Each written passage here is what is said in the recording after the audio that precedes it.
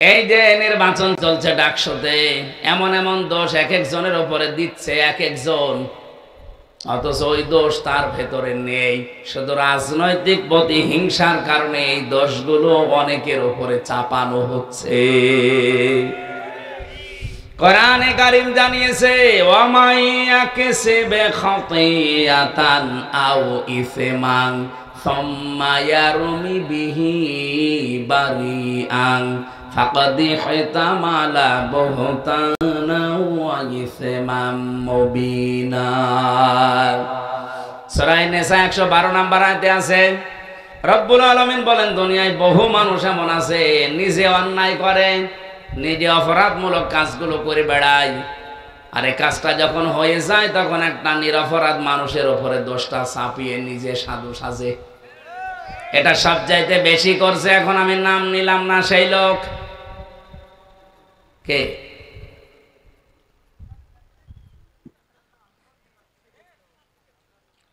সবচাইতে বেশি করছে এখন এই লোক, নাম নিলাম না কোন লোক, সেই লোক। আশা করছি সে বুঝবে, সে যেন থামে। আপনি সাদিক কায়েমের উপরে, ফরহাদের উপরে এমন এমন দোষ চাপিয়ে দিচ্ছেন, ওই বিষয়ে কি তারা কিছু জানেই না? বিশ্বাস করেন আল্লাহর কসম, যে দোষ তাদের উপরে চাপিয়ে জাতির সামনে তাদেরকে কালার করতে চাচ্ছেন, বদনাম করতে চাচ্ছেন, ওই দোষ তো তারা করে নাই। ওই দোষ আপনাকে দিয়ে আল্লাহ দুনিয়ায় করাবে, এরপরে আপনার মরণ হবে। আপনি লাঞ্ছনা গঞ্জনা অপমানের শিকার হবেন দুনিয়ায়, আপনি দেখবেন কি হয় আপনার। পৃথিবীতে এটা চির সত্য, ধ্রুব সত্য কথা, দুনিয়ায় যে ধরনের অপরাধ করে না, তার উপরে যদি ওই অপরাধ কেউ চাপিয়ে দেয়, মহান আল্লাহ তাকে দিয়ে ওই অপরাধ আগে করায়। হাসিনা এই দেশে 15.5 বছরে বহু আলেমের উপরে এমন মিথ্যা তহমত চাপিয়ে দিয়েছিল যে বিষয়ে আলেমরা জানতই না। কথা বলে না কেন? আরে ভাই, আমি নিজে তো ভিকটিম, আমার উপরে দেশ চাপিয়ে দিয়েছিল যেটা, ও বিষয়ে আমি জানতামই না। আমার জঙ্গি মামলা দিয়েছিল, আমি নাকি আনসারুল্লাহ বাংলা টিমের সারা বাংলাদেশের প্রধান, অথচ সাতাশে কি আমি আজ পর্যন্ত জানি না। অথচ আল্লাহ এমন একটা বাতাস ঘুরিয়ে দিয়েছে, সারা পৃথিবীতে এখন সব চাইতে বড় শহীদের তালিকায় হাসিনা। ওর মতো ফ্যাসিস্ট যারা, তাদেরকে আল্লাহ দুনিয়া থেকে ওইভাবে বিদায় দিচ্ছে। বাশার আল আসাদকে দিয়েছে, এই যে আজকেও দিয়েছে একজনকে, নেপালে না, বিক্ষোভ করতে গিয়ে ছেলেমেয়েরা জনতারা আগুন লাগিয়ে দিয়েছে, শেষ পর্যন্ত প্রধানমন্ত্রীর বউ পুড়িয়ে মরে গেছে। এটা তো আল্লাহ সিম্পল দেখাচ্ছেন, এটা কিন্তু কোরআনের কথা। দুনিয়ায় যদি কেউ কোনো অপরাধ না করে, তার উপরে দোষ আপনি চাপিয়ে দেবেন, আপনাকে দিয়ে ওই দোষ আল্লাহ করাবে, নয়তো আপনার মরণ হবে না। অনেকে আবার এই জায়গায় একটা সুযোগ খোঁজে যে মরণ যদি না হয় তাহলে বেঁচে থাকতে তো পারবো। কত বড় শয়তান বলে! পৃথিবীর মানুষকে আল্লাহ 4টা জিনিস দিতে পারলে উনি খুশি, কিন্তু মানুষ এই 4টা পেলে নারাজ হয়ে যায়। আল্লাহ খুশি দিতে পেরে, মানুষ নিতে পেরে খুশি না বেজার? বেজার। এটা মুসলিম শরীফের হাদিস। নবীজি বলেন, 1 নম্বরে আল্লাহ যদি কারো ঘরে কন্যা সন্তান দিতে পারে আল্লাহ খুশি হয়। কিন্তু আমরা যারা দুনিয়াতে আছি, সে যেই হোক, প্রাথমিকভাবে কন্যা পেলেই মানুষ নারাজ। এই যে মেয়ে হলেই মানুষ নারাজ হয়ে যায়, এই স্বভাব কোনো মুসলমানের না, কোনো ইমানদারের না। ওয়া ইদা বুশিরা আহাদুহুম বিল উনসা যাল্লা ওয়াজহুহু মুসওয়াদ্দাও ওয়া হুয়া কাযীম। সূরা নাহলের ভেতরে এসেছে, আল্লাহ বলেন, যখন আপনি কন্যা হয়েছে এই সংবাদ দেবেন, কাফের যারা, তাদের মুখ কালো হয়ে যাবে। তাহলে কন্যা হয়েছে কথা বললে মুখ কালো হয় কাদের? আর বাংলাদেশে কালো হয় কাদের?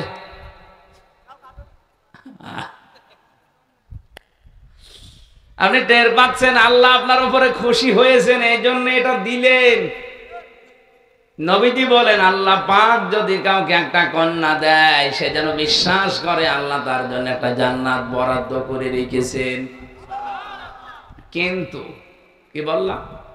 কিন্তু কি, 4টা শর্ত পূরণ করা লাগবে এই মেয়েটার পেছনে।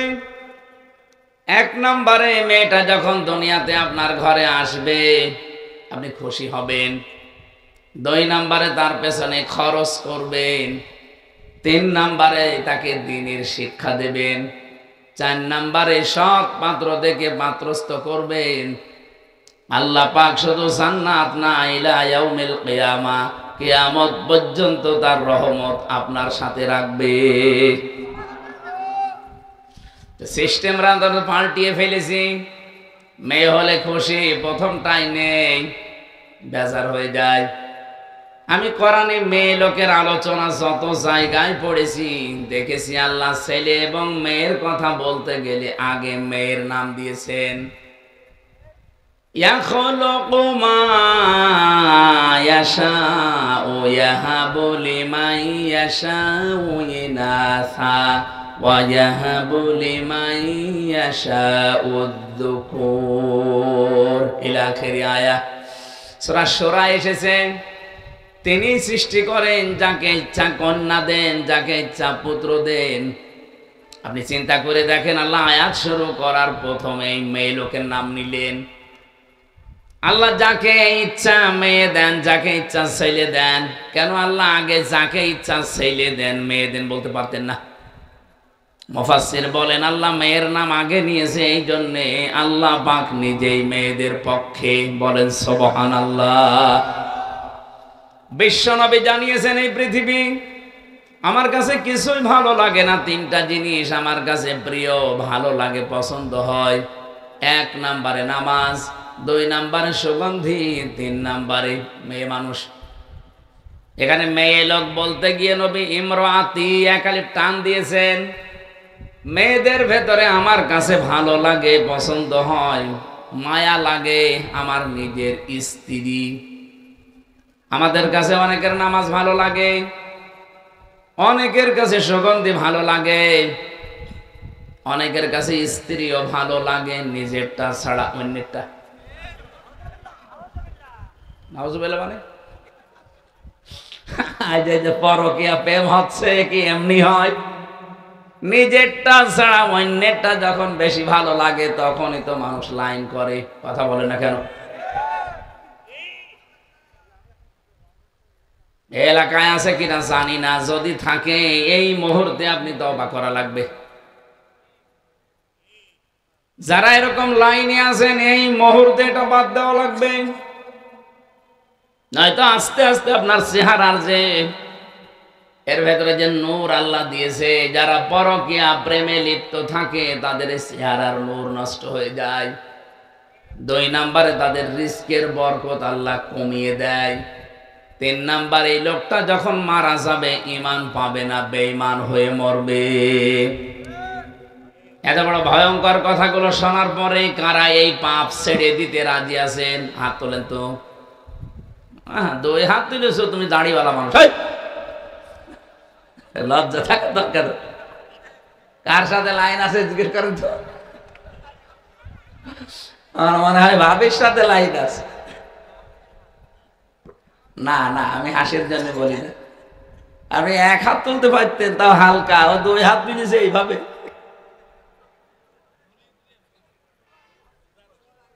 যদি কেউ থেকে থাকেন আশা করছি ওনার মতো ছেড়ে দেবেন।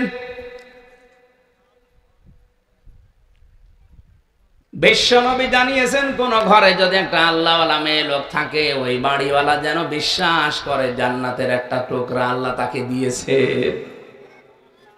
এখানে যারা বাবা আছি, মেয়ের বাবা, এই যে 4টা কথা বললাম, যেটা করলে কিয়ামত পর্যন্ত, শুধু ইলা ইয়াউমি, ইলা দুনিয়া পর্যন্ত নবী দেননি, ইলা ইয়াউমিল কিয়ামা, কিয়ামত পর্যন্ত আল্লাহর দয়া রহমত তার উপরে থাকবে।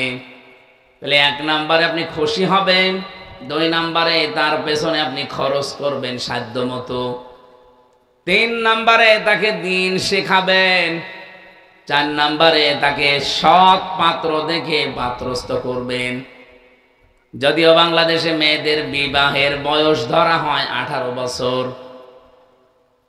কিন্তু কোরআন হাদিস অনুযায়ী মেয়েদের বিবাহের বয়স ধরা হবে যেই দিন তার শরীর খারাপ হবে ওই দিন থেকে। এটা 10 বছরে, 12 বছরে, 15 বছরে, 18 বছরে হতে পারে। সম্মানিতা মা বোন যারা বসে আছেন, এখানে একটা মাসলা বলি। অনেকেই বেহুশ আছেন, এ বিষয়ে কোনো খবর নেই, হুঁশ নেই। নামাজ কিন্তু ফরজ, রোজা কিন্তু ফরজ। অনেকে হেলায় খেলায় নষ্ট করে নামাজও শুরু করে, রোজাও রাখে, কিন্তু একেবারে মধ্যম বয়সে না। মেয়েদের যেই দিন শরীর খারাপ হবে ওই দিনের পর থেকেই পবিত্র হয়ে তার নামাজ যে আরম্ভ হয়ে গেল জীবনে, রোজা যে আরম্ভ হয়ে গেল, কোনোদিন সে আর এগুলো ছাড়তে পারবে না। শুধু মাসে 3 দিন, 5 দিন, 7 দিন, 10 দিন বাদ দিয়ে ওর জীবনে নামাজও বাদ নেই, রোজাও বাদ নেই। কথা বোঝা গেছে? এই মাসলাটা যারা জানতেন না আজকে থেকে আমল করবেন। আপনার মেয়ে যদি 10 বছরে বা 12 বছরে, 15 বছরে শরীর খারাপ হয়েছে, আপনার স্ত্রী তো জানে, ওর পরে কোনোদিন যেন এই মেয়েটা আর ফরজ নামাজ বাদ দিতে না পারে। যদি হেলায় খেলায় নষ্ট হয়ে যায়, আপনার আমল নামায় কবিরা গুনাহ উঠতে থাকবে। এই যে নামাজ পড়লো না আপনার এই মেয়েটা, বালেগা হওয়ার পরেও কিয়ামতের দিন এই মেয়েটাকে যখন সর্বপ্রথম আল্লাহ তুলবে, আপনারা জানেন সবাই, আউয়ালু মা ইউহাসাবু বিহিল আবদু ইয়াউমাল কিয়ামাতিস সালাহ। কিয়ামতের দিন আল্লাহ তার সামনে দাঁড় করিয়ে সর্বপ্রথম নামাজের হিসাব নেবেন। এই মেয়েটাকে যখন জিজ্ঞাসা করবে, তোমার শরীর খারাপ হয়েছিল 13 বছর বয়সে, আর নামাজ আরম্ভ করেছো 20 বছর বয়সে, এই 7টা বছর যে নামাজ পড়ো নাই, কার আন্ডারে ছিলে? এই মেয়েটা নির্দ্বিধায় ওই দিন কিন্তু আপনার দোষ দেবে। কথা বলেন না কেন? নির্দ্বিধায় বলবে, ওয়াকালাল্লাযীনা কাফারু রব্বানা আরিনাল্লাযাইনি আযাল্লানা মিনাল জিন্নি ওয়াল ইনস নাজআলুহুমা তাহতা আকদামিনা লিয়াকুনা মিনাল আসফালিন। সূরা হামিম সাজদার 29 নম্বর আয়াতে এসেছে, মুমিন বলেন কাফেরেরা ওই দিন বলবে, রব্বানা, হে আমাদের প্রতিপালক, আরিনা, আমাদেরকে দেখান, আদাল্লানা মিনাল জিন্নি ওয়াল ইনস, ওই সমস্ত জিন আর মানুষদের যারা দুনিয়াতে আমাদেরকে পথ ভ্রষ্ট করেছিল, তারা নিজেরা হেদায়ের উপরে চলতো, আমাদেরকে চালাতো না, ওদেরকে ডাক দেন। এখানে ডাক দেন বলতে ডাক দেওয়া হবে সর্বপ্রথম তার গার্জিয়ান, মা আর বাবা, বড় ভাই, এদেরকে। রাব্বুল আলামিন ব্যাখ্যা দিচ্ছেন নিজে কিভাবে কি করবে জানো। এই সন্তানটা মাকে আর বাবাকে দেখার পরে বলবে, কাছে আসেন। নাজআলহুমা তাহতা আকদামিনা, আল্লাহ কদম দিতে পারতেন, আকদাম বহু বচন দিয়েছেন। আপনার এই আদরের মেয়েটা, আপনার আদরের ছেলে আপনাকে ডাক দিয়ে নিচে ফেলবে আর মুখের উপরে জোড়া লাথি দেবে। আপনার মেয়ের বয়স এখন 17 বছর। আমার জাদু ঘুমাচ্ছে, ঘুমা কর, নামাজে দরকার নেই এখন, অথচ এই জাদু আপনার মুখে জোড়া লাথি মারবে। আমি এটা বানালাম না, বলেন? এখানে হাজারো মানুষ আমরা এরকম চরিত্রের আছি। বহু মানুষ আমি জানি, ছেলেকে মেয়েকে মহব্বতে ভালোবাসায় ফজরের নামাজে ডাকতে চায় না, এমনকি এমন বউ আছে ডাক দিলে আবার রাগ করে। না, অতটুকু মানুষের আবার নামাজ কিও, ঘুমাচ্ছে ঘুমাক, সকালে প্রাইভেট আছে, প্রাইভেটে আগে হয়ে গেল। মুয়াজ্জিন সাহেব যে কিছুক্ষণ আগে ডাক দিয়ে গেল, আসসালাতু খায়রুম মিনান নাওম, এই ঘুমের চাইতে নামাজ উত্তম। মুয়াজ্জিন কি বলেছে আসসালাতু খায়রুম মিনাল প্রাইভেট? বলেছে? আপনি কোন কারণে ঘুমাচ্ছেন? আশা করছি যাদের মেয়ে আপনি খোঁজ নেবেন, যদি আপনি দেখেন আপনার স্ত্রীর কাছ থেকে খোঁজ খবর নিয়ে যে আপনার মেয়ে অন্তত এখন 15 বছর 14 বছর থেকে তার শরীর খারাপ আরম্ভ হয়েছে, কোনো ছাড় নেই, নামাজ তাকে পড়তেই হবে, নয়তো ওই মেয়ের কারণে কিয়ামতের দিন শেষে আবার জাহান্নামে শুধু যাবেন না, লিয়াকুনা মিনাল আসফালিন, বলবে আল্লাহ একে তো জোড়া লাথি মুখে দেব, আমি যেখানে যাই ওকে সেখানে নিয়ে যাব। আসফালা সাফিলিন ইসমে তাফজিলের সিগা, এত নিচে জাহান্নামে নিয়ে যাব যার নিচে আর কেউ যায় না। কে বলবে এটা? আপনার আদরের এই 14 বছরের মেয়েটা। বলেন নাউজুবিল্লাহ। নবীজি এজন্যই জানিয়েছেন মেয়ে যখন আসবে খুশি হবা, কারণ 4 জন ফেরেশতার সঙ্গে সঙ্গে ওই ঘরের ভেতরে এসে বলে এই দুর্বল দেহটা একটা দুর্বল দেহ থেকে বের হয়ে এসেছে, এই মেয়েটাকে যা আদর করবে, দিন শেখাবে, সৎ পাত্রে পাত্রস্থ করতে পারবে, কিয়ামত পর্যন্ত আল্লাহর রহমতের ফেরেশতাদের দোয়া তার সাথে থাকবে। এই জন্য আল্লাহ কোনো বাড়িতে যদি মেয়ে দেয় আল্লাহ খুশি। আল্লাহ বলেন আমি আরেকটু যখন খুশি হয় ওই বান্দার উপরে, তখন তাকে রোগ আর ব্যাধি দেই, অথচ এইটা পেলে আমরা নারাজ। আপনি কি জানেন আপনার শরীরে ফোট বের হয়? এই ফোট বের হওয়ার কারণে আপনার পাপ মাফ হয়। শরীর যে গরম হয়, জ্বর হয়, এই জ্বরের কারণে আপনার গোনা মাফ হয়ে যায়। হোঁচট খেয়েছেন, একটু ব্যথা লেগেছে, রক্ত বের হয়ে গেছে, যা পেয়েছেন কষ্টটা, এর কারণে আপনার একটা পাপ মাফ হয়ে গেছে। এই জন্য মমিনের কাছে যদি রোগ আর ব্যাধি আসে আল্লাহ বলেন আমি তার উপর আর একটু বেশি খুশি, এই জন্য তাকে মাফ করার এই চিন্তা। কিন্তু আমরা নারাজ হই অনেকেই। 3 নম্বরে আল্লাহ বলেন আমি যদি আর একটু বেশি খুশি হই এই বান্দার উপরে, তখন তার বাড়িতে আমি মেহমান পাঠাই। কিন্তু এখানে আমরা যারাই আছি, যে আছি না কেন, মানুষের যে আচরণ স্বভাব সুলভ, মেহমান দেখলে খুশি হওয়া দূরের কথা, অধিকাংশ মানুষ নারাজ।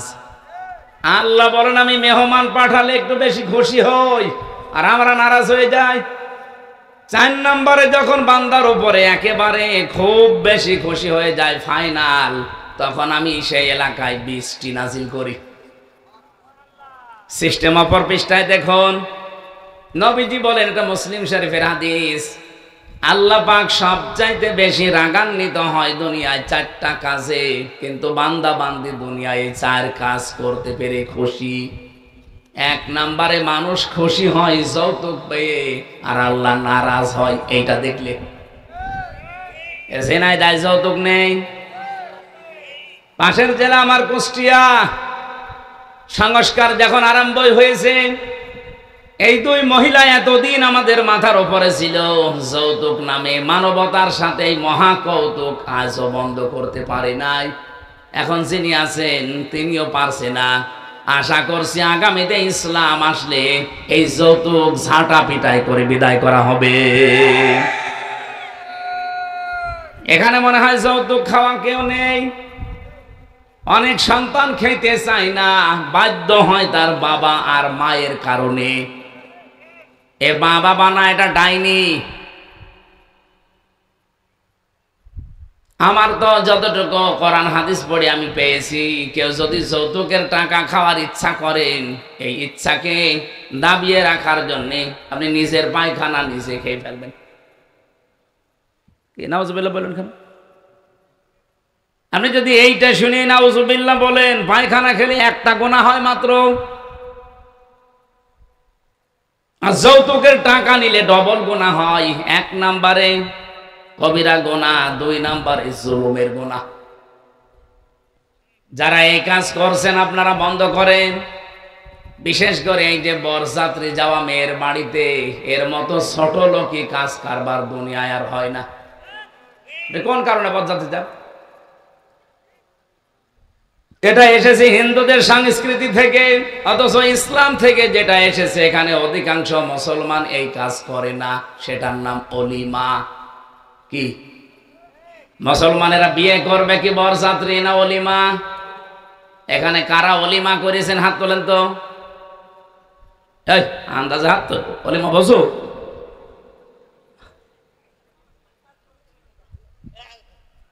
না এই যে হাত তুলেছে এর কি এখনো বিয়ে হয়েছে নাকি অলিমা বসেও?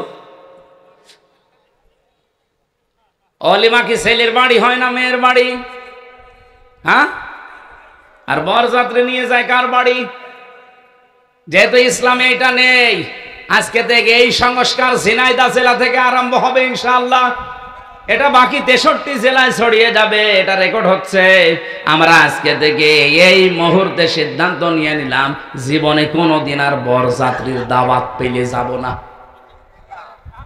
কারা যাবেন না হাত তোলেন তো বরযাত্রী জীবনে? আর অনেকে হাত তুলছে না, ধান্দায় আছে। আমি কি হাদিস কোরআন বানাচ্ছি? আপনি যদি কোরআনের কথা হাদিসের কথা শুনেও না মানে, তো আপনার এখানে আসার দরকার কি? বলেন, আপনাকে বলা লাগবে জীবনে কোনোদিন আর বরযাত্রী খাইতে যাব না, দাওয়াত পেলেও যাব না। বলবো না অলিমা দাওয়াত দেন যাবো। কারা কারা বরযাত্রী যাবেন না হাত তোলেন? হ্যাঁ তোলেন, তাড়াতাড়ি তোলেন। বরযাত্রী খাওয়াচ্ছে। বারবার এত করে বলছি, কারণ আছে, কারণ আমার 3টা মেয়ে, ছেলে নেই, আমার বাসা লাগবে না।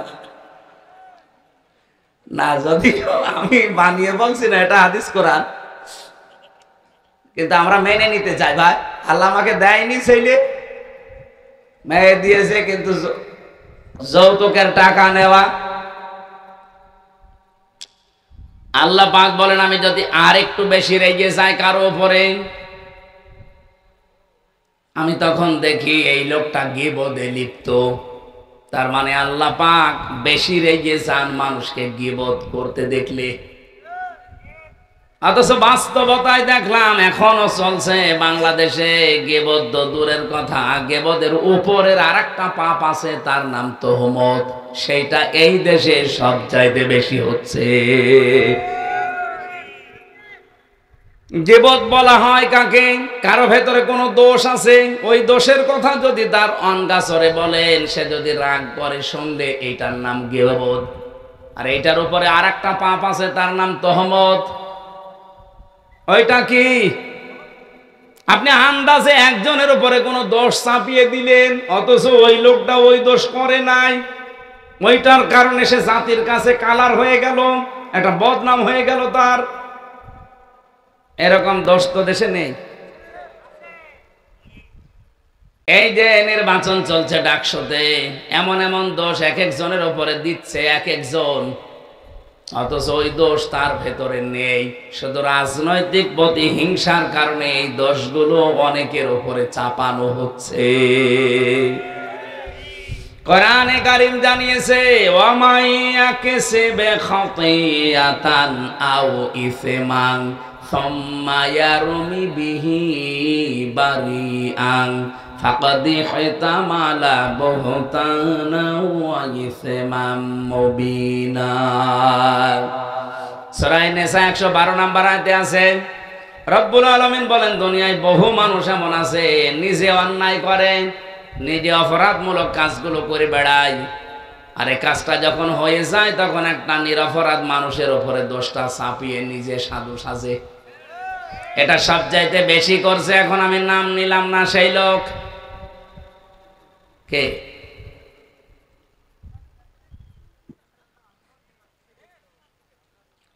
সবচাইতে বেশি করছে এখন এই লোক, নাম নিলাম না কোন লোক, সেই লোক।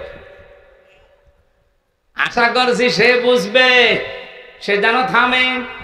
আপনি সাদিক কায়েমের উপরে, ফরহাদের উপরে এমন এমন দোষ চাপিয়ে দিচ্ছেন, ওই বিষয়ে কি তারা কিছু জানেই না? বিশ্বাস করেন আল্লাহর কসম, যে দোষ তাদের উপরে চাপিয়ে জাতির সামনে তাদেরকে কালার করতে চাচ্ছেন, বদনাম করতে চাচ্ছেন, ওই দোষ তো তারা করে নাই। ওই দোষ আপনাকে দিয়ে আল্লাহ দুনিয়ায় করাবে, এরপরে আপনার মরণ হবে। আপনি লাঞ্ছনা গঞ্জনা অপমানের শিকার হবেন দুনিয়ায়। আপনি দেখবেন কি হয় আপনার।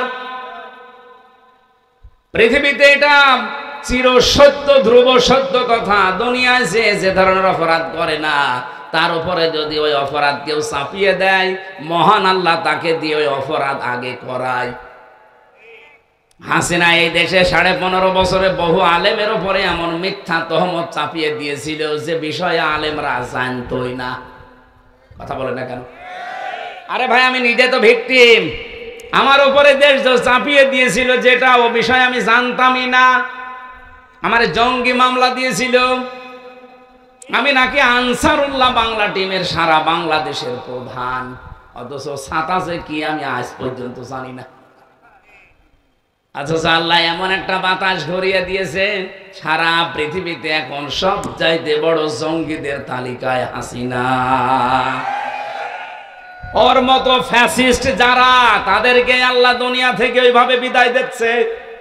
বাশার আল আসাদকে দিয়েছে, এই যে আজকেও দিয়েছে একজনকে নেপালে না, বিক্ষোভ করতে গিয়ে ছেলেমেয়েরা জনতারা আগুন লাগিয়ে দিয়েছে, শেষ পর্যন্ত প্রধানমন্ত্রীর বউ পুড়িয়ে মরে গেছে। এটা তো আল্লাহ সিম্পল দেখাচ্ছে। এটা কিন্তু কোরআনের কথা। দুনিয়ায় যদি কেউ কোনো অপরাধ না করে, তার উপরে দোষ আপনি চাপিয়ে দেবেন, আপনাকে দিয়ে ওই দোষ আল্লাহ করাবে, নয়তো আপনার মরণ হবে না। অনেকে আবার এই জায়গায় একটা সুযোগ খোঁজে যে মরণ যদি না হয় তাহলে বেঁচে থাকতে তো পারবো। কত বড় শয়তান বলে! তাহলে আল্লাহ নারাজ হয় কখন? যখন দেখেন এই লোকটা গীবত করছে। আল্লাহ সবচাইতে রেগে যায়। এর উপরে আর একটা আছে, 3 নাম্বারটা বেশি। আমি আল্লাহ পাক বলেন, আমি আরো রেগে যাই যখন বান্দার উপরে দেখি এই লোকটা মিথ্যা কথা বলছে। এটা তো আর দেশে নেই। 63 বছরের জীবনে, অথচ আমাদের যিনি আদর্শ, আমি যে বললাম সাবধান, কার আদর্শ অনুসরণ করছেন প্রশ্নবোধক চিহ্ন এমনি দেয়নি। 63 বছরের জীবনে এই মানুষটা একটা মিথ্যা কথা বলেনি। সেই লোকটার জীবন চরিত্র নিয়ে আজকে আলোচনা হবে। অথচ আপনারা যারা আদর্শ মেনে আনন্দে লাফান, তার জীবনে পোড়াটাই মিথ্যা দিয়ে ভরা। ঝিনাইদহবাসী এখানে শুধু এই হাজারো মানুষ শুনছে না, এটা রেকর্ড হয়ে তামাম দুনিয়া চলছে। এখন সারা পৃথিবীর মানুষকে জানাবো, যাদের আদর্শ অনুসরণ করেন, বিবেকের কাছে একটু প্রশ্ন করেন, ওই লোকটা আসলে চরিত্রবান কিনা। যদিও অনেকের রাগ হয় বলে ডাইরেক্ট বলা দরকার কি, আপনি গোপন রাখতে পারেন না। না, সত্য কোনোদিন গোপন থাকে না। বাংলাদেশে এখন চরিত্রবান সত্যই মানুষ যদি ছাত্র সংগঠনে আপনি খুঁজতে চান, ইসলামপন্থী ছাত্র সংস্থা ছাড়া আপনি খুঁজে পাবেন না। যারা ইসলাম দিয়ে রাজনীতি করে, আপনি দেখেন, সে যারাই হোক, যারা ইসলাম দিয়ে রাজনীতি করে, সে ইসলামী ছাত্র শিবির হোক, ইসলামী ঈশা ছাত্র আন্দোলন হোক, আর অন্যান্য যত দল আছে, যারা ইসলাম দিয়ে রাজনীতি করে, এই ছেলেদের চরিত্র এখনো পর্যন্ত ঠিক আছে। ইসলামের বাইরে যারা রাজনীতি করে, ওদের চরিত্র বলতে কি আছে আপনি দেখান। আমি জাহাঙ্গীরনগরে প্রথমে ছিলাম, চান্স পেয়েছিলাম প্রথমে ওখানে। আমি দেখেছি সকালবেলা কুলি করছে মদ দিয়ে, ছাত্র পিটাচ্ছে শিক্ষককে। এখনো পর্যন্ত এরকম বেয়াদব বাংলাদেশে আছে না নেই? আজকে একজন এরকম বেয়াদবি করছিল দেখলাম। শিক্ষকের সামনে যদি টেবিলে চাপড় দিয়ে চোখ গরম করে তুই তোকারি করতে পারে, ও জীবনে কি করবে? আমাদের ইমাম, যিনি ইমাম আবু হানিফা রহমতুল্লাহ আলাইহি, এমনিতে এত বড় হননি। তার জীবনী পড়তে গিয়ে দেখলাম তিনি প্রথম জীবনে গরিবের সন্তান ছিলেন। ছোট বয়সে তার মা দিয়েছে তাকে মাদ্রাসায়, মক্তবের শিক্ষক তাকে পড়াচ্ছে আলিফ বা তা সা। উনি প্রতিদিন এই কায়দা আমপারা কোরআন যায় বলেন, কাঁধে করে নিয়ে যায় মাদ্রাসায়, আবার আসে, কিন্তু পায়ে জুতা নেই। শিক্ষক একদিন ডাক দিয়ে বলছে জুতা, বলছে ওস্তাদ জুতা কেনার পয়সা টাকা আমার কাছে নেই। আমার মাও গরিব মানুষ। ওস্তাদ শেষ পর্যন্ত তার মাথার টুপিটা তাকে দিয়েছে, মাথায় টুপি লাগিয়ে দিয়েছে। পরের দিন আবার এসে দেখে খালি পায়, মাথা তো খালি ছিল, টুপি নাই, দিলাম তোরে আমি আর কি দেব। শেষে উস্তাদ একটা ছিঁড়া স্যান্ডেল ছিল, জুতা চামড়ার, বলছে এইটা নিয়ে যা, তোর যখন কিছু নেই এইটা পাই দিয়ে অন্তত আসবি। আল্লাহর বান্দা নোমান বিন সাবেত, যাকে আমরা ইমাম আবু হানিফা রহমতুল্লাহ আলাইহি বলি, বাড়িতে যাবার পরে তিনি পানি গরম করার পরে ওর ভেতরে ওই চামড়ার মোজা ছেড়ে দিয়েছে। জুতাটা ছেড়ে দেওয়ার পরে গরম পানিতে ওই যে মাঝখান থেকে যে চামড়াটা বের হয়, সতীর মতো দেখতে, চামড়ার মতো, ওইটা দিয়ে উনি সেলাই করেছে, মাকে দিয়ে উনি টুপি বানিয়েছে। পরের দিন যখন আসে তাকে খালি পায়। ওস্তাদ রেগে গেছে, তোরে দিলাম আমি স্যান্ডেল বা জুতা, পায়ে না দিয়ে খালি পায় কেন? ইমাম আবু হানিফা কেঁদে ফেলেছে, ডাক দিয়ে বলে, ওস্তাদ আপনার পায়ে দেওয়া জিনিস আমি পায়ে দেব কি করে? আমি নিজে আমার মাকে দিয়ে পানি গরম করি, ওইটা এই যে কাপড়টা মাঝখানে ছিল ওইটা আমি এখন এই যে সেলাই করে টুপি বানিয়ে ফেলেছি। এলেম এমনি আসে আপনার কাছে? আমার এই ছোট্ট জীবনে আমি দেখেছি, ওস্তাদ অজু করছে, শিক্ষক ছাত্র পায়ে পানি ঢেলে দিচ্ছে, বয়স 7 বছর। আমি এইটাও দেখেছি, বিশ্ববিদ্যালয়ে শিক্ষক ক্লাস নিচ্ছে, ছাত্র জুতা দিয়ে পিটাচ্ছে, বলছে শালা তোরে মেরেই ফেলবো। বাকিটার বললাম না। ছাত্র তো এইটাও ওইটাও, একটা মানুষ হচ্ছে আর একটা জানোয়ার হয়ে গেছে। এ জানোয়ার যেন আরো তৈরি হয়, সেজন্য গোপন ষড়যন্ত্রের ফাঁদ অনেকে বিছিয়েছে। এই জন্য ক্লাস 1 থেকে 5 পর্যন্ত গানের মাস্টার নিয়েছে, কিন্তু মাওলানা নেয়নি। আমরা চাই আগামী থেকে ডক্টর মোহাম্মদ ইউনূস আপনি যেই কয়দিনই আছেন একটা কিছু করে যান, যেন আপনি অমর হয়ে থাকতে পারেন। ফেব্রুয়ারির 12 তারিখে বলেছেন যে নির্বাচন দিয়ে আপনি বিদায় নেবেন, নেন, কিন্তু এমন একটা কাজ আপনি 92% মুসলমানের দেশে করে যান, এই দেশে আগামীতে কিয়ামত পর্যন্ত যত সন্তান আসবে তারা 5 পর্যন্ত পড়লেই যেন আলেম হয়ে যায়। একজন করে আলেম শিক্ষক নিয়োগ দেওয়ার পক্ষে আপনারা নেই? বলেন বলেন, দাবি আছে কার কার? এই দাবিটা আমার সাথে হাত তোলেন তো, লিল্লাহে তাকবীর। এটা শুধু ঝিনাইদহবাসীর দাবি না, সারা বাংলাদেশের 18 কোটি মানুষ, দল মত জাতি বর্ণ ধর্ম নির্বিশেষে সবার আহ্বান এটা। আশা করছে ডক্টর ইউনূস যাদের দায়িত্ব নিয়েছে তারা যেন পালস বুঝতে পারে।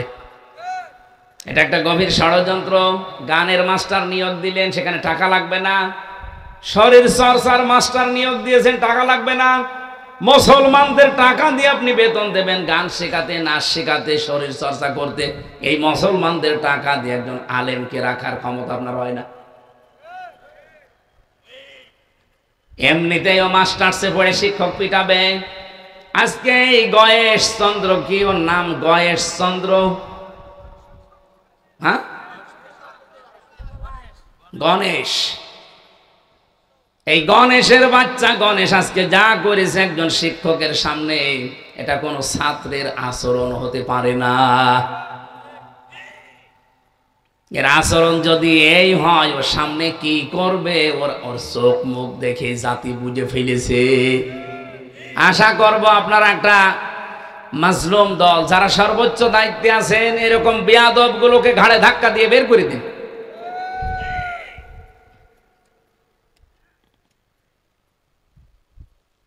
আমার ভাইরা, মিথ্যা কথা বলা বন্ধ করা দরকার।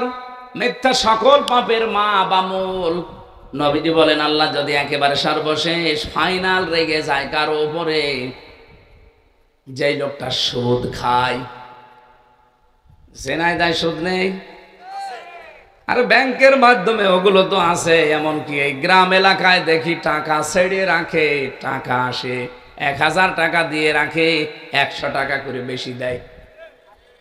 ওকে তো জানে এটা সুদ, ও জানে এটা মায়ের সাথে জেনা করার শামিল, তারপরও খায়। আল্লাহ সবচাইতে বেশি রেগে যায় এই জায়গায়।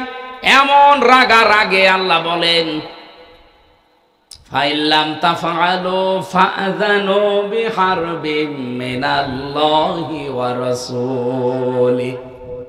সুদের এই ঘোষণা শোনার পরও যদি কেউ ছেড়ে না দেয়, সে যেন আল্লাহ এবং রসুলের সাথে যুদ্ধ করার জন্য প্রস্তুতি নেয়। বলেন নাউজুবিল্লাহ। আমি ফাইনাল জানি না, তারপরও একটু আন্দাজে বলছি, এই এলাকায় যারা টাকা ছেড়ে রেখেছেন, টাকা আসে, এইরকম কোন মানুষ যদি এখানে এসে থাকেন, আপনি এই মুহূর্তে তওবা করেন। আপনি কিন্তু মায়ের সাথে জেনা করে এসেছেন, আবার সে করবেন। কত নিকৃষ্ট কথা আমি বলতাম না, হাদিস এসেছে জন্য বললাম। এরপরেও যদি আপনি সুদের এই টাকা ছেড়ে দিতে না পারেন, আপনার বিবেকে বাধা না দেয়, আপনি আজকে থেকে আর নামাজও পড়ার দরকার নেই, কারণ আপনি এমনিতেও জাহান্নামে যাবেন, অমনিতেও জাহান্নামে যাবেন। পরের এই শব্দটাকে আমি বানালাম, সূরা আলে ইমরানে আছে, যারা সুদ ছেড়ে দেয় না তাদের জন্য আমি আগুন তৈরি করে রাখলাম। বলেন নাউজুবিল্লাহ। আগুন কোথায় পাওয়া যায়? জাহান্নামে। বলেন বলেন।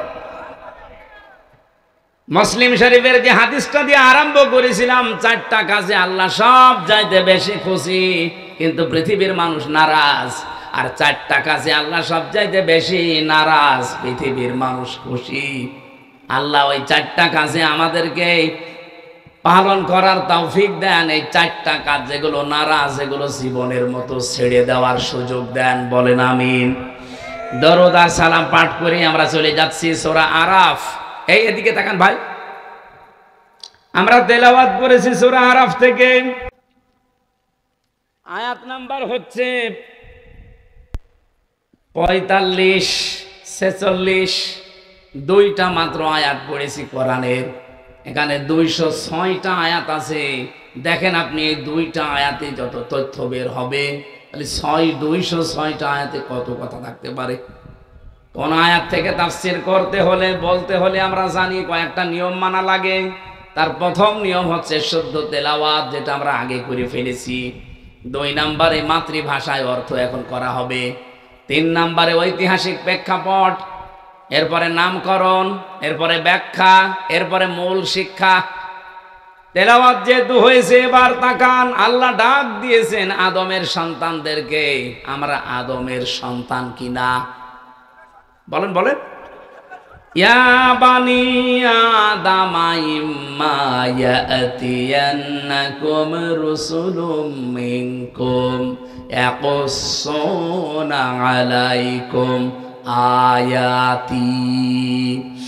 আল্লাহ পাক বলেন, হে বনি আদম সন্তান, ইম্মা ইয়াতিয়ান্নাকুম রুসুলুম মিনকুম, তোমাদের কাছে, তোমাদের মধ্য থেকে রাসূল পাঠিয়েছিলাম। ইয়াকুসসুনা আলাইকুম আয়াতি, আমার আয়াতগুলো তারা তেলাওয়াত করে করে তোমাদেরকে শুনিয়েছে, বর্ণনা করে। এখান থেকে কয়েকটা শিক্ষা আমরা আগে নেই, তারপরে বাকিটা। 3 নম্বরে পেয়েছিলাম, কোন আয়াত থেকে যদি আপনি কথা বলেন, ওই সূরার নামকরণ কিভাবে হয়েছে, ওই কোন সূরা থেকে, এইটা আগে জনগণকে জানাবেন। আমরা যেহেতু সূরা আরাফ থেকে আলোচনা করছি, আরাফ শব্দের শাব্দিক অর্থ হচ্ছে জান্নাতি আর জাহান্নামী মানুষের ঝগড়ার স্থান। 2 নম্বর ব্যাখ্যা, আরাফ মানে জাহান্নাম আর জান্নাতের মাঝখানে একটা প্রাচীর, একটা দেওয়াল। নবীজি বলেন, এখানে আল্লাহ কিছু মানুষকে বসিয়ে রাখবে। অবাইনাহুমা হিজাব وعلى الأعراف رجال يعرفون كلا بسيماهم إلى آخر آية। রব্বুল আলামিন বলেন, তাদের মাঝখানে একটা হিজাব বা পর্দা দেওয়া থাকবে, যেটা প্রাচীর বা দেওয়াল বলা হয়। কিছু মানুষকে আল্লাহ ওখানে বসাবে। ওদেরকে আল্লাহ জান্নাতেও দেবে না, জাহান্নামেও দেবে না। হাদিসের শেষ পর্যন্ত আমি পড়ে দেখেছি, কোথায় দেবে এ কথা আর নেই। এখন আমার প্রশ্ন, সাহাবী এই প্রশ্নই করেছিলেন, হে নবী, এদেরকে আল্লাহ জান্নাতে দেবে না, কোন কারণে? নবীজি ব্যাখ্যা করতে গিয়ে বলেছিলেন, সাহাবী, এদের জীবনে সব ভালো ছিল, কিন্তু মা বাবার সাথে সম্পর্ক ভালো ছিল না। জেনায়দা বাসি এটা পড়লে আমার কেমন যেন ভয় লাগে। বাংলাদেশে আমরা বহু সন্তান এমন আছি, সব আমাদের ভালো, কিন্তু মা বাবার সাথে সম্পর্ক আমরা ভালো করতে পারছি না। কথা বলেন না কেন? এই জায়গায় যারা সব চাইতে বড় বাধা, আমার মা বাবার সাথে আমার সম্পর্কটা খারাপ করার পেছনে, আমি তো কয়েকটা মানুষকে খুঁজে পেয়েছি, দেখেন তো আপনার সাথে মেলে কিনা। 1 নম্বরে আমার শাশুড়ি, 2 নম্বরে আমার বউ। তাই বলে আমারটা না, ওইটা বলে আমি মায়ের খাবো?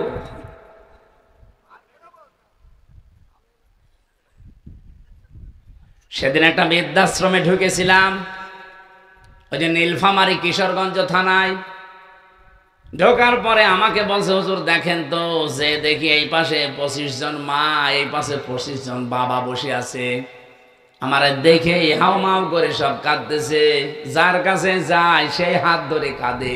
বয়স হয়ে গেছে প্রায় 70, 80, 90 এরকম। একজনকে জিজ্ঞাসা করলাম, কি বাড়ি কোথায়, ছেলে মেয়ে কয়টা? বলছে আমার 3টা ছেলে মেয়ে, 2টা থাকে একটা বাইরের দেশে লন্ডনে আমেরিকায়, আর একটা মেয়ে থাকে অস্ট্রেলিয়ায়। আপনি এখানে? ওরা দেশে ছিল, কিন্তু ওদের স্ত্রীর কারণে আমাকে ঘরে রাখতে পারে নাই। ওরা 2 জন বৌমা আধুনিক, তারা বলেছে এই বুড়ি বাড়ি থাকলে তোমাদের কাছে আমরা থাকবো না। শেষ পর্যন্ত ছেলেরা আর মেয়ে মিলে আমাকে রেখে গেছে এই বৃদ্ধাশ্রমে। খুব কষ্ট হয় মাঝে মাঝে ওই নাতিদের কথা মনে উঠলে। এই বয়সটা একটু নাতি নাত্তর যারা থাকবে তাদের নিয়ে একটু খেলাধুলা আনন্দ করব, অথচ এই নিঃসঙ্গ জীবনে পড়ে আছি। এখন শুধু গণনা করছি আল্লাহ কবে আজরাইল পাঠাবে। এই মেয়েটা যাদের দোষ দিল, আমি তো শুধুমাত্র এই মেয়েটা দিয়েছে দোষ তা বলছি না, বাস্তবে এটা হচ্ছে কিনা বলেন তো? যে মা বাবা এত কষ্ট করে আপনাকে এই 25 বছর 30 বছর পর্যন্ত লালন পালন করেছে, অথচ সেই মা বাবাকে বিয়ের কিছুদিন পরে আমরা অনেকে আলাদা করে দেই, বৃদ্ধাশ্রমে রেখে আসি, এমনকি পালাপালি করে খাওয়াই।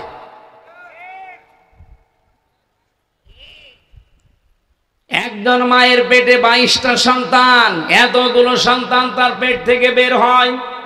এতটুকু পেটে 22টা সন্তানের জায়গা হয়েছিল, অথচ এই মা এই 22টা সন্তানের বাড়িতে এখন 3 দিন 7 দিন করে পালা পালা করে খায়। আরে ভাই, আপনার তো আরো খুশি হয়ে তাকে নিজের কাছে রাখার জন্য প্রতিযোগিতা করা দরকার, লটারি করা দরকার। প্রত্যেকেই যদি এই লটারি করতো, আমার মনে হয় মা কারো ভাগে না, সারা জীবন একজনের ভাগেই চলে যেত। আমরা পারছি না। আপনি জান্নাতে যেতে পারবেন না, এই জায়গায় দাঁড়িয়ে থাকবেন। আপনার নামাজ ছিল, রোজা ছিল, পর্দা ছিল, ভালো ব্যবহার ছিল, মা বাবার সম্পর্ক আপনি ঠিক রাখেন নাই। আল্লাহ তুমি আমাদেরকে এই সমাজে এরকম অবস্থা থেকে বাঁচাও, বলেন আমিন। বিশ্বনবী বলেন এদেরকে আল্লাহ জান্নাতেও দেবে না। সাহাবী বলেন হুজুর জান্নাতে দেবে না কেন? নবীজি বলেন জান্নাতে দেবে না এ কারণে, জাহান্নামে দেবে না। এরা সব কিছু হয়তো কম বেশি অনেক কিছু দুনিয়ায় করেছে, একটা কাজ তাদের জীবনে অ্যাক্টিভ ভাবে ছিল, তারা ইসলামকে প্রতিষ্ঠা করার জন্য আন্দোলন করত। আজ বাংলাদেশ জামাত ইসলামী যেটা করছে, ইসলামকে প্রতিষ্ঠা করার জন্য না শুধু ক্ষমতায় দেওয়ার জন্য? আপনি যতই উল্টাপাল্টা চিন্তা করেন, আপনি খারাপ, তাই আপনার চিন্তাও খারাপ। কিন্তু যারা অ্যাক্টিভ জামাত ইসলামী বাংলাদেশে যোগ দিয়েছে, কসম আল্লাহর, এরাও যদি মনে করে না একমাত্র শুধুমাত্র কেবলমাত্র আমার ক্ষমতায় দরকার, ক্ষমতা দরকার আমার এই জন্যে আমি এই চেয়ারে বসে ভালো কাজের আঞ্জাম দিতে চাই। কারণ আমি এতদিন দেখেছি এখানে যারা বসেছে, এখানে অবৈধ কাজই বেশি হয়েছে, দুর্নীতি বেশি হয়েছে। কিন্তু কয়েকটা মানুষকে তো দেখলাম যারা চেয়ার পাওয়ার পরেও নির্ভেজাল ছিল। মাওলানা মতিউর রহমান নিজামী, কথা বলেন। আমরা তো এই জন্যে চাচ্ছি, এই সমাজটাকে যদি এখনো পরিবর্তন করতে চান, ইসলামকে আজ জায়গা মতো পৌঁছিয়ে দেওয়া লাগবে। কোরআন শরীফে সবচাইতে বেশি যে আয়াতটা আমরা পড়ি, জানি, শুনি, তার নাম তা'মুরুনা বিল মারুফ তানহাউনা আনিল মুনকার। আল্লাহ বলেন ভালো কাজে আদেশ দাও, অন্যায় কাজে নিষেধ করো না। এটা বাংলা অর্থ হয়নি। তা'মুরুনা বিল মা'রুফ, তোমরা আদেশ করবা পরিচিত কাজের। তানহাউনা আনিল মুনকার, তোমরা অন্যায় কাজে বাধা দিবা, প্রতিবন্ধকতা সৃষ্টি করবা। বাংলার মুসলমানেরা কথা বললে শুধু রাজনীতি মনে হয় আপনার কাছে, কথা বললে আপনার কাছে ধান্দাবাজি মনে হয়। বলেন তো 54 বছরে ভালো কাজ বলেন, পরিচিত কাজ বলেন যেগুলো, এগুলো কি আদেশের জায়গায় আছে?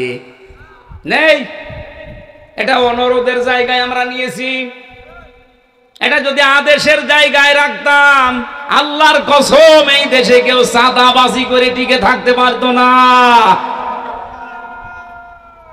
এজন্য আহ্বান জানাচ্ছি, আশার সঞ্চার করতে চাই, যদি সাদাবাজ মুক্ত দেশ চান, যদি আগামীতে মিথ্যা মামলা, মিথ্যা সাক্ষী নিয়ে সারা জীবন জেলে থাকতে না চান, যা করেছেন করেছেন, ফিরে আসেন।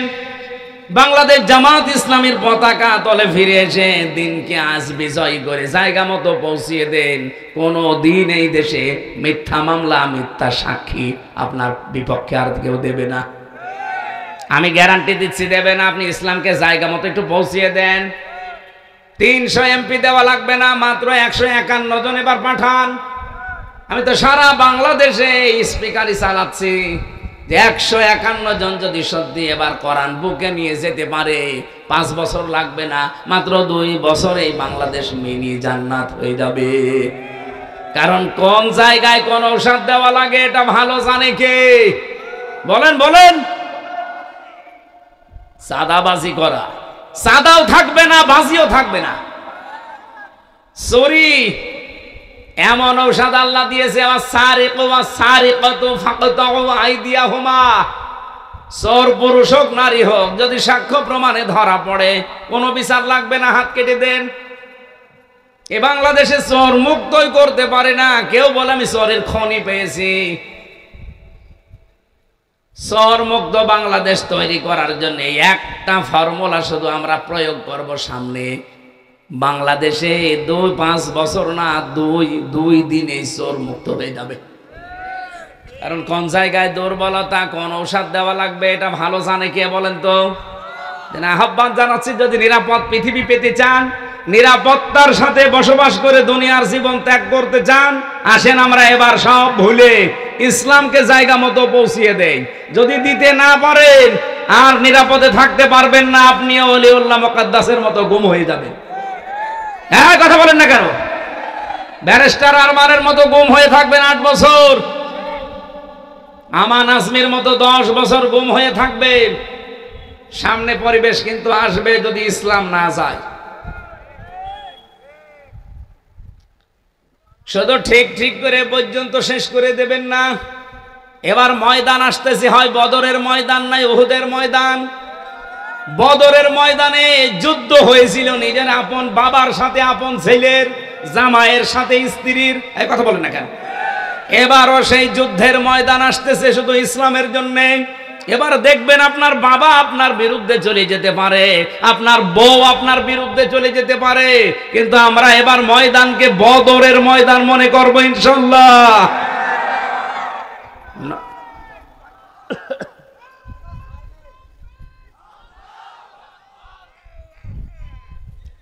আলহামদুলিল্লাহ ভাই, আপনারা কথা ঠিক রাখবেন। এবার রেকর্ড হচ্ছে, সারা দেশে যাচ্ছে, তারাও কথা ঠিক রাখবে আমার বিশ্বাস। কারণ নবীজিও আশঙ্কা করেছিলেন যে বদরে এবার যে যুদ্ধটা নিজের আপন বাবার সাথে ছেলে এক দলে, বাবা আর এক দলে, বউ এক দলে, স্বামী আর এক দলে, এ তো আমার কেমন লাগছে, যাবে তো? সাহাবায়ে কেরাম ঠিক ওইভাবে গিয়েছিলেন, মাত্র 313 জন। আল্লাহ বিজয় দেয়নি? বলেন বলেন। হ্যাঁ, হয়তো কিছু মানুষকে আল্লাহ শাহাদত বরণ করিয়েছে। এবার যদি ওই কাজ করা লাগে, শাহাদত বরণ নিজে করব, 10টাকে জাহান্নামে সাথে করে নিয়ে যাব। এই জন্য আগামীতে যে ভোট যুদ্ধ আসতেছে, আমরা আগেই বলে ফেলেছি, এটা শুধু ভোট না, এটা ভোট যুদ্ধ। যুদ্ধের ময়দানে কেউ যেমন সূরা কিরাত পড়ে যায় না, জিনিসপত্র নিয়ে যায়, সাজসজ্জা সজ্জিত হয়ে যায়। আগামী থেকে এই ভোট যুদ্ধে যদি আমরা বিজয়ী হতে না পারি, এখন তো আর কি অবস্থায় আছেন, 100 গুণ খারাপ অবস্থা অপেক্ষা করছে। আমি আজকে ঝিনাইদহ শহরে বলছিলাম, অনেক আলেম পর্যন্ত এখনো পর্যন্ত অ্যাক্টিভ না, বলছে না যদি ইসলাম না আসে তখন আমার ইমামতের কি হবে। আপনি ইমামতি নিয়ে আসেন, আর আপনার এইরকম আশঙ্কা তৈরি হয় কেন যে এবার ইসলাম আসবে না। একটা ছেলে যদি এলাকায় বলে বেড়ায় যে আমার বাবার সম্পদ আমি পাই কি না পাই, তাহলে মানুষ তারে পাগল বলবে না? যে তোর বাবার সম্পদ তুই পাবি না মানে এলাকার মানুষ পাবে? এই দেশ হচ্ছে মুসলমানদের, 92% মানুষ এখানে মুসলমান।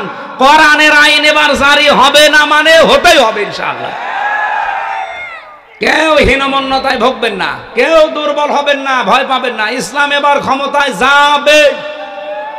আপনি দেখেন না ডাকসুর নির্বাচন, একজন পেয়েছে 17,000 ভোট আর একজন পেয়েছে 3,000 ভোট। এখনো সত্যতা যাচাই করতে পারিনি। আসার সময় দেখছিলাম, আমার মনে হয় 12টার পরে ওটা ফাইনাল ঘোষণা আসবে। ঢাকা থেকে শুরু করে সারা বাংলাদেশে শুধু একটাই আওয়াজ হবে, নারায়ে তাকবীর। জবান খুলে বলেন লিল্লাহে তাকবীর। এটা শুনতে চান না এবার, নাকি শুনবেন ওইটা আবার? না, আমরা মুসলমানের এই দেশে আর কোন তাকবীর শুনতে চাই না। যদি তাকবীর শুনতেই হয় লিল্লাহে তাকবীর। মন থেকে বলবেন, হার্টের রোগ থাকলে ভালো হয়ে যাবে। রব্বুল আলামিন বলেন, নবীজি বলেন, এই মানুষগুলো শুধু ইসলাম কায়েমের জন্য চেষ্টা চালিয়েছে, এই জন্য আল্লাহ তাদেরকে জাহান্নামে দিচ্ছে না। এই আয়াতের দিকে তাকিয়ে রসুলের কথা যেহেতু আমি 100% বিশ্বাস করি, এই হিসাবে বলছি, এই বাংলাদেশে যারা দিন কায়েমের চেষ্টায় আছেন, একামতে দিনের সাথে লেগে আছেন, আপনি বিশ্বাস করতে পারেন আপনি জাহান্নামে যাবেন না। হ্যাঁ, জান্নাতে যেতে পারবেন না যদি মা বাবার সাথে আচরণ খারাপ থাকে, সেটা আগে ঠিক করে নেন। যেহেতু নবীজি বলেননি যে কোথায় যাবে, যদি মনে করেন ওই জায়গায় আমাদের বসে থাকা লাগে এই আরাফ নামক প্রাচীরের ওপরে, তাহলে আমার মতো কপাল পোড়া আর কেউ। সুতরাং আমাদের এক্ষুনি পরিবর্তনের সময়। আল্লাহ বনি আদম সন্তানকে ডাক দিয়ে বলেন, ইম্মা ইয়াতিয়ান্নাকুম রাসূলুম মিনকুম ইয়াকুসুনা আলাইকুম আয়াতি। তোমাদের কাছে আমার রাসূল।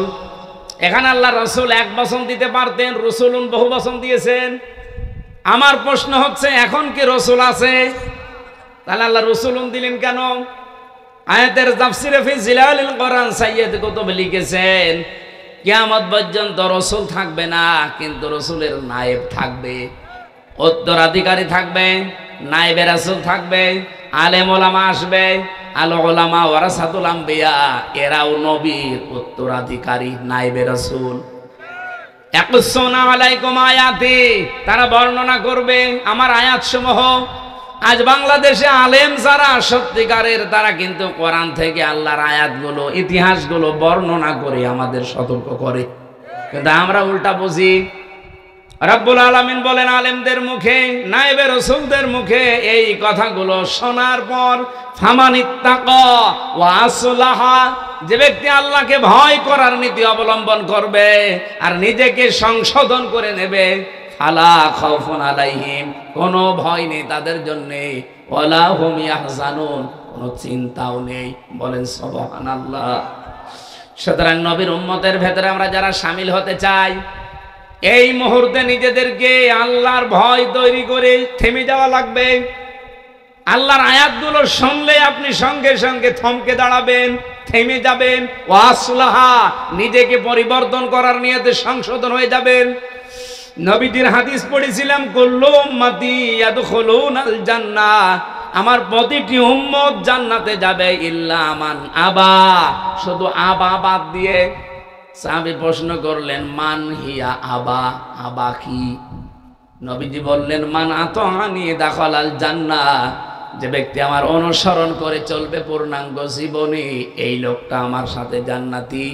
অমান আসানি ফাকাদ আবা, আর যারা আমার কথা শোনার পর আমার অবাধ্য হয়ে যাবে, পরিবারে আমার অবাধ্য, সমাজে আমার অবাধ্য, রাষ্ট্রে আমার অবাধ্য, রাজনীতিতে অবাধ্য, সব জায়গায় যখন অবাধ্যতা পাওয়া যাবে, ফাকাদ আবা, ওই লোকটাই অস্বীকারী, ওই লোকটাই জাহান্নামী। বলেন নাউজুবিল্লাহ।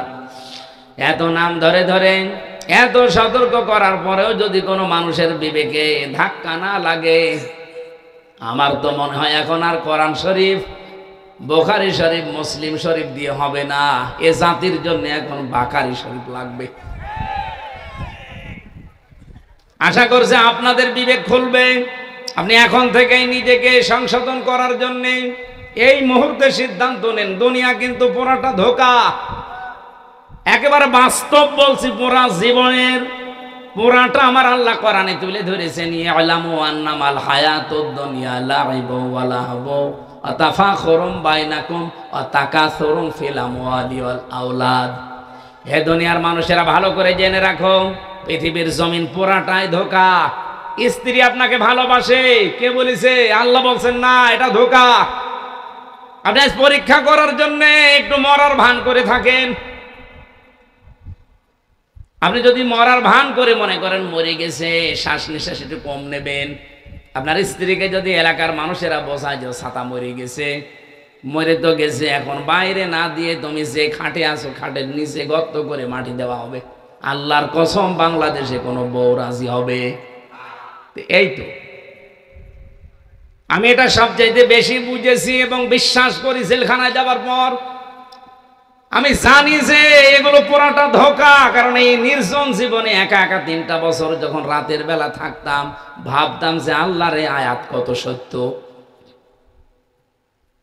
এজন্য দুনিয়ার এই সত্য জীবন যেহেতু ধোঁকা, আল্লাহর ভাষায়, আমরা যেন এই ধোঁকায় পড়ে আমাদের বিশাল জীবন নষ্ট করি না ফেলি। এমনকি আমি নিজেও। আল্লাহ আমাকে আগে আমল করার তৌফিক দাও, বলেন আমিন। কোন সন্তানাদির পেছনে পড়ে, কোন স্ত্রী, কোন মা বাবার পেছনেও পড়ে আপনি এমন কোন কাজ করতে যাবেন না যেটার দ্বারা আপনার আখিরাত নষ্ট হয়ে যায়। ইয়া আইয়ুহাল্লাযীনা আমানু লা তুলহিকুম আমওয়ালুকুম ওয়ালা আওলাদুকুম আন যিকরিল্লাহ। এই ইমানদার বলে যারা দাবি করো তাদেরকে বলছি, সন্তানাদি আর সম্পদাদি এগুলো যদি তোমাদেরকে আল্লাহর বিধান থেকে, তার জিকির থেকে, স্মরণ থেকে দূরে সরিয়ে দেয়, অমাইয়া ফাল তালিকা ফাউলাইকা হুমুল খাসিরুন, যারা এরূপ করবে আল্লাহ বলেন এরাই ক্ষতিগ্রস্ত। বলেন নাউজুবিল্লাহ। উলাইকা যেহেতু আল্লাহ দিয়েছেন, আমরা যেন এর ভেতরে কেউ পড়ে না যাই। এই মুহূর্তে আমাদের জীবনকে আমরা আল্লাহর ভয় দিয়ে সাজাবো, সংশোধন করে, পরিবর্তন হওয়ার নিয়ত করে। ওয়াল্লাযীনা কাযযাবু বিআয়াতিনা, যারা আল্লাহর এই কথাগুলো শোনার পরে মিথ্যা মনে করে, ওয়াস্তাকবারু আনহা, অহংকার করে মুখ ফিরিয়ে চলে যায়, উলাইকা আসহাবুন নার, এরা হচ্ছে জাহান্নামের অধিবাসী। হুম ফিহা খালিদুন, চিরকাল তারা সেখানে থাকবে। এরপরে আল্লাহ ঘোষণা দিয়েছেন, উলাইকা ফামান আযলামু মিম্মান ইফতারা আলাল্লাহি কাযিবান আও কাযযাবা বিআয়াতি। পৃথিবীতে বড় জালেম ওইটা, যে লোকটা আল্লাহর উপরে এমন দোষ চাপিয়ে দেয়, মিম্মান ইফতারা আলাল্লাহি কাযিবান আও কাযযাবা বিআয়াতি, আল্লাহ সম্পর্কে এমন কথা ধারণা করে, বলে বা মিথ্যা প্রতিপন্ন করে তার আয়াতকে। উলাইকা ইয়ানালুহুম নাসিবুহুম মিনাল কিতাব, নির্ধারিত বিধান থেকে তার কাছে কিন্তু তার ভাগ্যে যা লেখা আছে পৌঁছিয়ে যাবে। হাত্তা ইযা জাতুহুম রুসুলুনা ইয়াতাওয়াফাউনাহুম, যখন তার কাছে মরণের ফেরেশতারা চলে আসবে, ক্বালু আইনা মা কুনতুম তাদউনা মিন দুনিল্লাহ, তারা বলবে কোথায় তোমাদের সেই সমস্ত ভগবান, নেতা, খোদা, যারা আল্লাহ বাদ দিয়ে যাদের উপরে ভরসা করেছিলে তাদেরকে নিয়ে আসো। কিয়ামতের কঠিন ময়দানে ওই মানুষগুলো এবার ডাক দেবে, ক্বালু দাল্লু আন্না ওয়া শাহিদু আলা আনফুসিহিম আন্নাহুম কানু কাফিরিন। এই কথা কি বানানো? বিশ্বাস করেন 100 ভাগ সত্য কথা। রব্বুল আলামিন বলেন ও কলু, সবাই মিলে বলবে দল্লু আন্না, আমাদের থেকে আজ তারা উধাও হয়ে গেছে।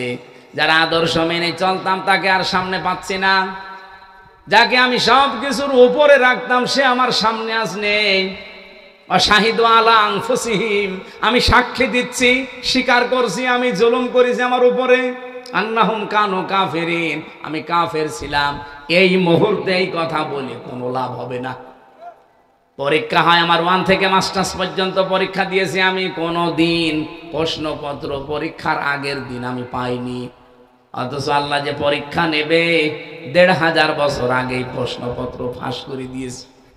এরপরেও যদি আমরা কেউ ফেল করি, আদর্শ মানার ক্ষেত্রে কাকে অনুসরণ করছেন? যে লোকটা উদাও হয়ে যাবে মরণের পরে আপনার কাছ থেকে, এমন মানুষকে অনুসরণ করা দরকার। মরণের সময় যিনি শিহরে এসে বলবে, ভয় নেই উম্মত, আমি আসি তোরে জান্নাতে পৌঁছিয়ে দেব। আল্লাহ রাসূলুল্লাহকে অনুসরণ করার তৌফিক। যেহেতু মরণের পরেই কবরের ভেতরে তাকে দেখানো হবে মান হাজার রজুল, এই লোকটা কে ছিল। আপনি যদি সত্যি তার আদর্শ মন থেকে মেনে চলতে পারেন, সঙ্গে সঙ্গে আপনার মুখ দিয়ে বের হয়ে যাবে হাদা নাবিয়ুনা মুহাম্মাদুর রাসূলুল্লাহ। বলেন আমিন, আল্লাহুম্মা আমিন। লা ইলাহা ইল্লা আনতা সুবহানাক ইন্নী কুনতু মিনাজ জালিমিন। রব্বুল আলামিন, যতটুকুই শুনেছি এতটুকুই মেনে চলার তৌফিক দাও। এই সুন্দর আয়োজনে যারা সম্পৃক্ত, আল্লাহ সবাই আসতে না পারলেও যারাই আমরা এসেছি আমাদেরকে তুমি মেহেরবানি করে এই আয়াতটা মেনে চলার সুযোগ তৈরি করে দাও। রব্বুল আলামিন, কিয়ামতের দিন যেন আফসোস না আসে যে কি করলাম। দুনিয়াতে এমন জীবন গঠন করার তৌফিক দাও, আমাদের আদর্শ যেন একমাত্র রাসূলুল্লাহ হয়ে যায়। এই আয়োজনের সাথে যত মানুষ যেভাবে এসেছে, কাউকে একেবারে খালি হাতে ফেরত দিও না। যে যেইভাবে এগিয়ে এসেছে তার কাছে তোমার রহমত ওইভাবেই এগিয়ে দাও। আমাদের দুনিয়ার জীবনটা তুমি আরো আসান করে দাও, জীবন চলার পথ তুমি সহজ করে দাও।